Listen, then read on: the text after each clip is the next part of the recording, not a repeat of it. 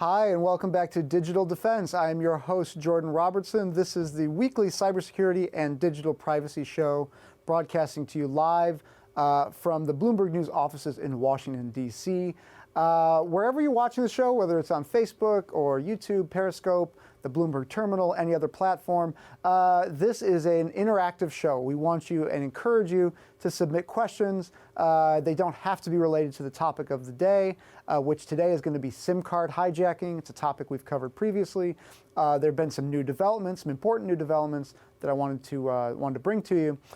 So as we go along, if you have questions or comments, please do type them into the comment section of wherever you're viewing this program. I get them sent to me, and we're going to address as many of those as we can get to. So this is an important topic. Let's just dive right in. It's an important topic. It's called SIM card hijacking. We've addressed it on previous shows. It's something we want to come back to periodically because we think it's a really significant new type of cybercrime that is kind of difficult to understand, also difficult to protect against, but we think is really important for those of us who do have online banking accounts, for those of us who do use cryptocurrencies and have Bitcoin wallets and things like that, which increasingly is a larger and larger number of people. So there have been some developments in this type of scam this week. I want to bring those to you and also provide you some guidance. From my perspective as a cybersecurity reporter, somebody who's covered this space for over a decade, about what, if anything, you can do to try to protect yourself against your phone being hijacked and used against you. So let's just dive right in. Let me explain what SIM card hijacking is and show you kind of a picture here. Okay, so this is from previous. So here's the deal. So a SIM card hijacking is when an attacker mimics your phone number, mimics your SIM card, the tiny chip inside your cellular phone, and tricks the phone company into sending your messages and your phone calls instead of to your phone to their phone. So what happens is we all carry around a cell phone. At some point when we bought it, we registered it to the cellular provider, and that uses the SIM card, uses the card inside the phone. Now, unlike what the name implies, the name SIM card hijacking implies that what a hacker's doing is actually physically stealing your phone or somehow compromising your phone. That's not what they're doing at all. They're compromising an account.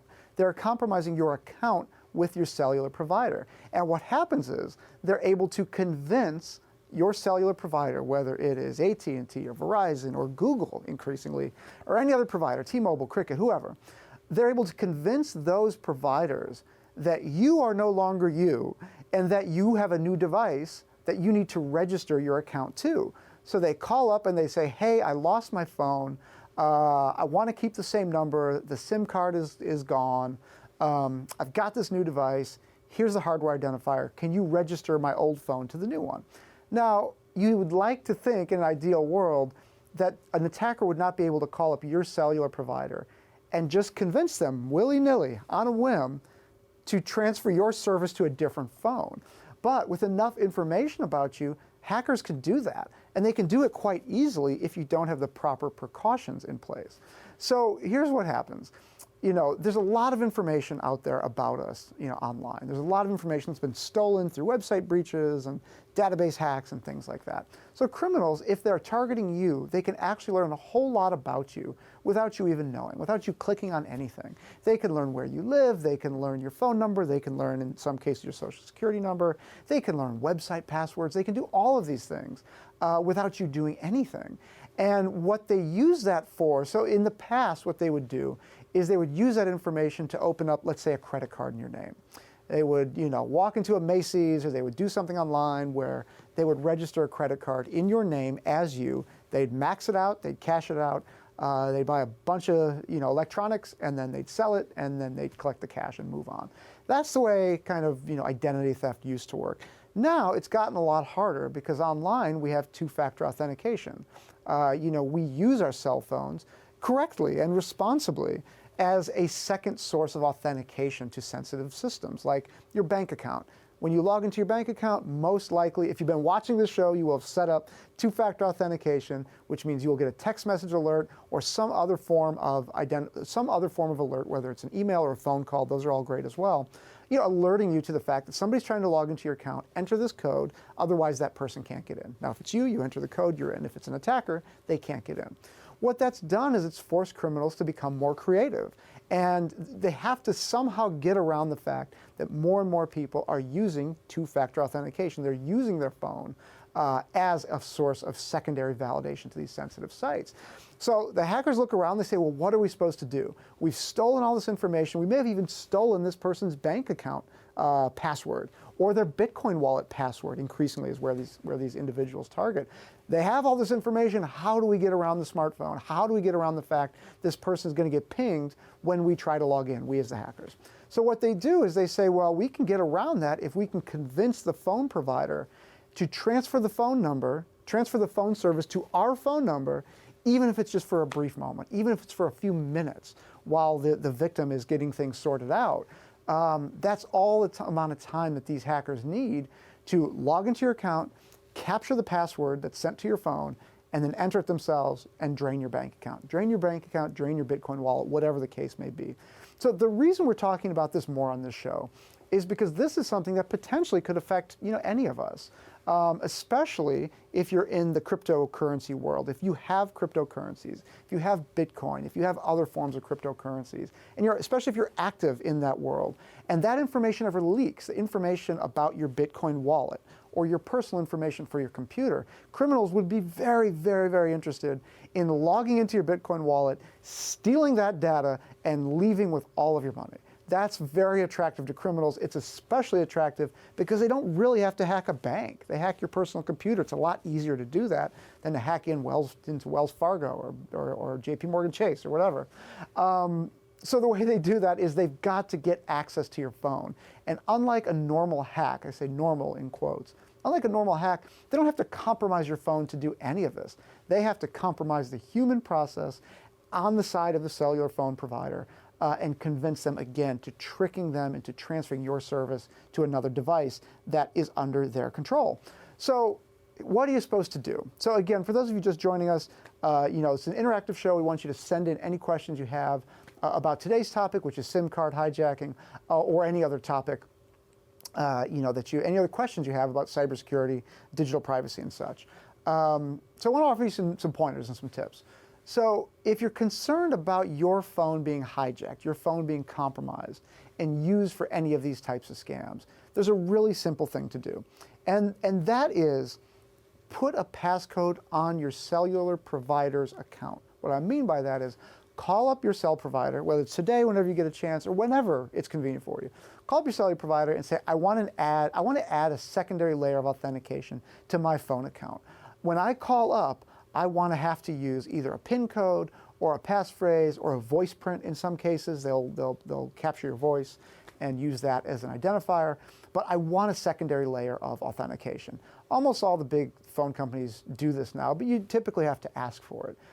Most people don't want the hassle and inconvenience of an additional barrier to access their services. So most of these phone companies don't turn this stuff on by default. But you have to call them up and you got to say, I want that secondary layer of authentication. Enable my passcode, enable my passphrase, do something to help me get that secondary level. What that does is when the criminals call and they've got a new device ready to go, they've got all your personal information, if they call up and they don't know that passphrase, that operator, in theory, this is not the way it always works, but in theory is not supposed to let them through. Now, you can imagine where this goes. There will always be individuals who will say, well, couldn't they then convince the operator, well, I forgot my PIN code or I forgot my password? Absolutely. It's not a perfect process. But what you want to do, the advice that I always give and that I always hear from cybersecurity professionals who are much smarter than me on this topic, is you're never going to achieve perfect security. So I think this idea of perfect security really is a myth. It's certainly a goal. It's a desirable thing to want to achieve, but you're never going to get there 100%. So what you want to do is just make life harder for the hackers. So having good passwords, having two-factor authentication, these things always help. They're not bulletproof. There are workarounds for hackers, especially a dedicated, determined hacker. But if you set that passcode on Verizon or AT&T or wherever you have your cellular service, so that anytime you or anybody else calls, they've got to enter a specialized code, that's a layer of protection that I encourage everybody to have. Now, I didn't offer this advice a year ago, 2 years ago. This SIM card hijacking thing wasn't as big a deal as it is now. But now what we're seeing, we're seeing really big operations getting busted by the FBI and foreign authorities, where individuals are responsible for stealing millions of dollars, literally millions of dollars by themselves of bank account money, or increasingly cryptocurrencies. These individuals are operating the leanest of hacking operations and making off with millions of dollars. So my spidey sense tells me, again, I've covered cybersecurity over a decade. I've looked at these issues in digital privacy, and you see these things kind of building, and you can tell they're going to be big. One of the security journalists who's done a lot of work on this is Brian Krebs. He runs a site called Krebs on Security. He's done really great work exposing these operations that have gotten taken down and exposing this as a practice that cyber criminals are increasingly employing. And you think about it, why wouldn't they? Why wouldn't they? The old saying is, why do you rob banks? Well, you go where the money is. Increasingly, money is in cryptocurrencies, which are stored in, Bitcoin wallets that people keep essentially on their home computer or on their phone. And if a hacker can glean that information through public and non-public sources, log into that account, and trick the phone company into sending your one-time passcode to them instead of you, they only need, 30 seconds with access to your account to make that happen? They don't need access to your phone for very long to make that a successful hack. Let's see here. We're getting some great questions here. Let me get to as many of these as I can. Thank you for writing in. Again, anybody who's just tuning in, this is an interactive show. We want you to send in questions. We welcome them. We encourage them.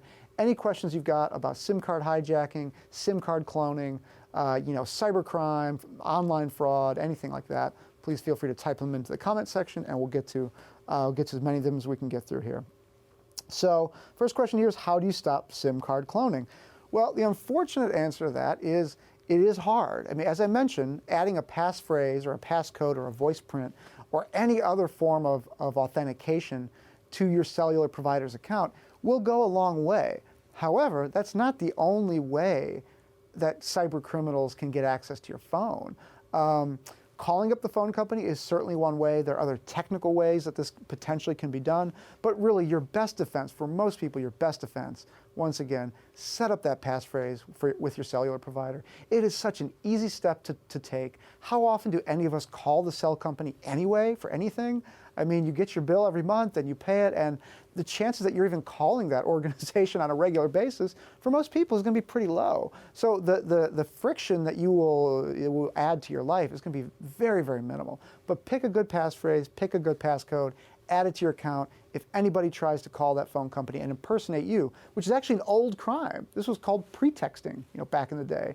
And people got in a lot of trouble for it. Companies got in trouble for it too, for using it to spy on journalists. Hewlett-Packard got in big trouble for this a while back, over a decade ago. So, it's an old school kind of technique, but is used for kind of this new purpose. So add that passcode to your cell phone provider's account. That would be really great. And that would go a long way. Next question here is, how about minimizing the personal data input online? Like, do not opt for internet banking.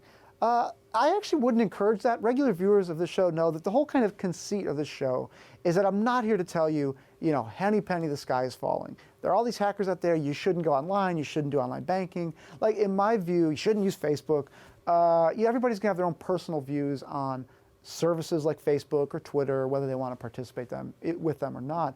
But if something is convenient, my general words of advice are, if something makes your life more convenient, whether it's internet banking or Facebook or whatever else, there will be downsides, but there will also be probably more upsides than down. So I do encourage people to use internet banking. The banks are, they have cybersecurity operations that if you squinted real hard, you would think they're like a military organization. They hire all the ex-NSA guys and Secret Service and FBI, and you look at some of these places, and again, it's hard to distinguish sometimes between the private sector bank and what was effectively a military intelligence unit.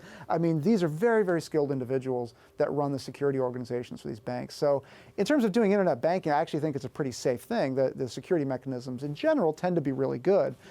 But you do want to have these two-factor authentication mechanisms set up. The one caveat here, I gotta say, is Bitcoin. Like, if you're doing the Bitcoin thing, and we've talked about this on previous shows, you're really at risk for these types of scams. These SIM card hijack schemes tend to predominantly target cryptocurrencies, because people with cryptocurrencies, and they have all of that data typically stored in a digital form on their computer, if a hacker can access your Bitcoin wallet and use the SIM card hijacking as a vehicle to get into it, they can take your money and run, and you have no recourse, at least with a bank, especially here in the US and other Western countries. There's lots of recourse if your account is hijacked. You can get your money back typically. With Bitcoin, that's not the case. So if you're doing the Bitcoin thing, by all means, protect those accounts. And I encourage people, if you're doing the Bitcoin thing and you're worried about the SIM card hijacking business, there's actually a pretty simple solution. First step, put the passcode on your cell phone provider's account, the voice passcode. So if somebody tries to call and pretend they're you, they're in theory not going to get very far. But in addition to that, store your Bitcoin in a physical place that is secure to you. Again, it's never going to be 100% secure if you put it in a firebox inside your house. Could somebody break inside your house, steal the firebox, and pry it open? Sure, yeah. But that's a very motivated adversary. And you will probably have to have lots and lots of money stored in that safe, or lots and lots of Bitcoin to encourage that kind of theft, and to have made it public somehow. So in general, if you're doing the Bitcoin thing, add the SIM card password with your cell provider. And in addition, store your Bitcoin in a physical format that is secure enough for you and that you're comfortable with. And that way, even if somebody gets access to your Bitcoin account, they don't have the actual Bitcoin. You've printed it out. It's a digital code that's printed on real paper. You've got it in a fire safe somewhere. Clever hackers can be clever all they want, all day long. They're not going to get access to your money. So sometimes going old school with this stuff actually really helps. And you hear that from a lot of security pros as well. Having a physical sense of security is really, really important in this arena, because that makes it so hard for any attacker. And the majority of these digital cyber criminals, they're not going to go to the lengths of breaking into your house. It's just not going to happen unless you're kind of a high roller. So good question there. Next question that came in: can phone companies tell you about your account activity? Is that one way to find out if you've been hacked? Okay, I like this question because I forgot to say this part. When phone companies can tell, if you call, they'll tell you, the last time you called, the last time you logged into the website, whatever. Like, you can request that from the phone company. But the SIM card hijacking has a really super obvious, impossible to miss tell, and that is your phone gets shut off from whatever network you're on. So if you're an AT&T customer, all of a sudden your phone is disconnected from the network. It's not spotty reception. It is not like my phone is low on bars. It's your phone is cut off from that network. You could get on Wi-Fi, but you're not getting onto the cellular network. Now, that's a sign. If that happens to your phone and it's longer than like a few seconds, maybe you go into a tunnel or something, and obviously your phone service is going to die in there. But if you notice unusual activity regarding your cell phone, especially, hey, I seem to have been kicked off the network, and it's persistent, I'm not back on, you should call your phone company immediately. And you should also make sure that you have secured your bank accounts, because that could be a sign that somebody's taken over your device. Now again, that doesn't mean they've hacked into your device. They've just convinced the phone company to switch your service to a device under the hacker's control, and they've intercepted whatever one-time passcodes that are sent to that device or sent to that number that they need to do their kind of malicious activity. So that's a really obvious telltale sign. We're so dependent on our phones these days that most people will look into that pretty quickly. What I would encourage you to do is, if this is something you're concerned about and that happens to you and it seems like you've gotten kicked off the network for an extended period of time, it's been longer than a few seconds, call your phone company and say, is there any unusual activity associated with my account, or is this just a network outage? Because if it's a network outage, then you have to sit and wait. If they said, oh yeah, you called 30 seconds ago and told us you lost your phone, so we transferred it to a new SIM card. At that point, you can start fighting the bad guys. You can start authenticating yourself again. You can start, trying to pressure the phone company to reverse that decision. So knowledge is power in this arena. And with this kind of scam growing, I don't like to be alarmist because this won't affect everybody. But these criminals, again, are making millions and millions of dollars with very lean hacking operations. So that's just going to attract more and more of these kinds of guys. So it's something to be careful of. Next question here. We're getting really good questions about it. I'm glad this topic resonates with everybody who's viewing. Please keep the questions coming in. We'll try to rip through as many of them as we can. This question says, how about changing the passwords occasionally and changing mobile phone numbers often?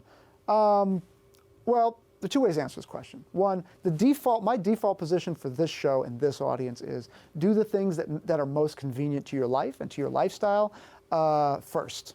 Do that because you're going to get the most out of your technology that way.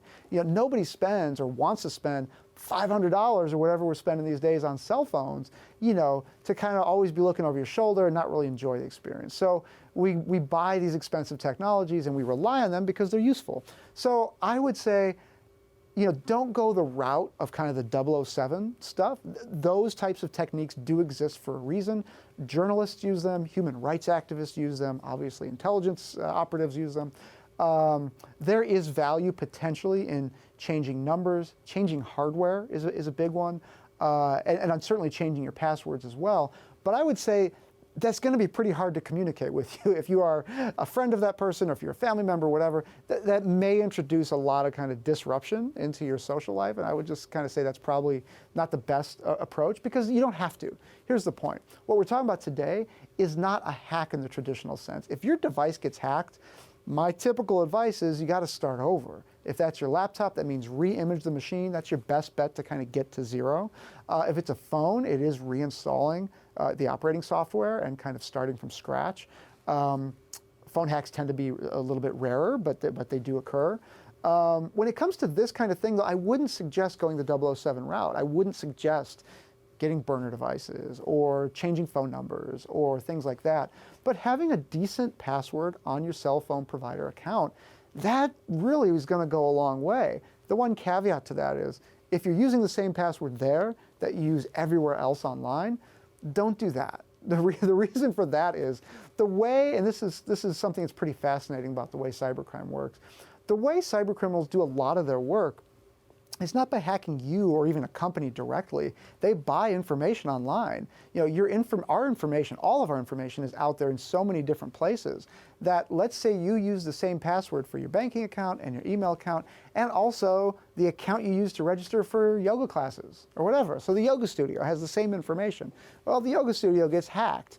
And that information, it's low value information to you. It's just, what are they going to do? Register for a yoga class in your name? No, of course not.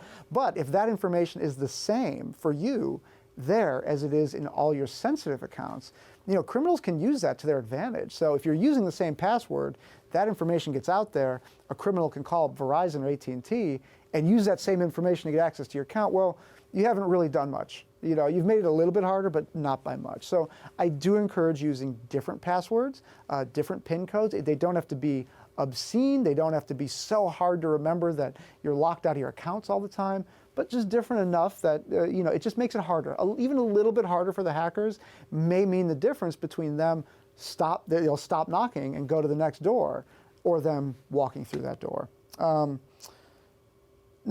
Next question here is this relevant for all markets? For instance, what about Central Asia? Yeah, in fact, in other markets, there are lots of things that criminals can do when they get access to your SIM card. What we've talked about today is kind of account takeover, banking account, cryptocurrency accounts, things like that. That seems to be where most of the money is. But there are lots of other things that criminals can do too, and in some cases in foreign markets, including Central Asia and elsewhere, it's for some technical reasons a little bit harder to do in the US and other Western countries.